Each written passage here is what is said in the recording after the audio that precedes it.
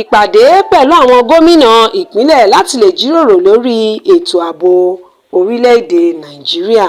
Lánàá, Ààrẹ Bọ́lá Ahmed Tinunbu níbi ìpàdé tí ó ṣe pẹ̀lú àwọn gómìnà ìpínlẹ̀ mẹ́rìndínlógójì ló ti fọwọ́ sí òfin ìgbìmọ̀ tó ní ṣe pẹ̀lú àwọn gómìnà ìpínlẹ̀ àti aṣojú-ṣòfin ìjọba àpapọ̀ tí yóò ṣe àyẹ̀wò fínífíní àwọn ọ̀nà tí wọ́n ń gbà ṣèdásílẹ̀ ọlọ́pàá ní gbogbo ìpínlẹ̀.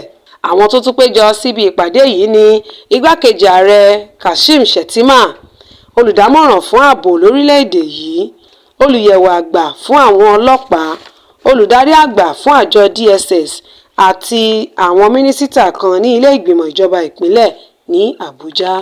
Ààrẹ tún fọwọ́ sí ìdánilẹ́kọ̀ọ́ àti pípèsè àwọn olùṣọ́gbó láti ọwọ́ àwọn ìjọba orílẹ̀-èdè yìí àti láti dáàbò bo àwọn ènìyàn àti àwọn ohun àlùmọ́ọ́nì àdáyébá ní àwọn agbègbè ìbílẹ̀ gẹ́gẹ́ bí ara ìgbìyànjú láti kojú àìní ààbò tó péye èyí tó gbilẹ̀ ní orílẹ̀-èdè Nàìjíríà. Ààrẹ orílẹ̀-èdè yìí tẹnumọ́ pé wọ́n nílò láti gba àwọn òṣìṣẹ́ ọlọ́pàá mìíràn sí i láti lè ṣàfikún agbára ikọ̀ àwọn ọmọ ogun náà.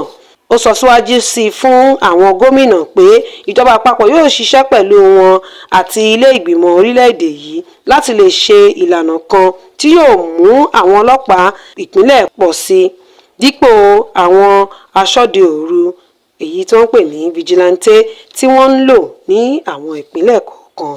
Ó tún sọ pé àwọn yóò jíròrò síwájú sí i lórí àwọn ìlànà ọlọ́pàá ìpínlẹ̀ àti ọ̀rọ̀ ààbò nínú ìgbìmọ̀ ẹ̀ka ọrọ̀ ajé ti orílẹ̀-èdè yìí. Agnes Abiodun ló ń jábọ̀ ìròyìn láti ìkànnì Jígí Alára.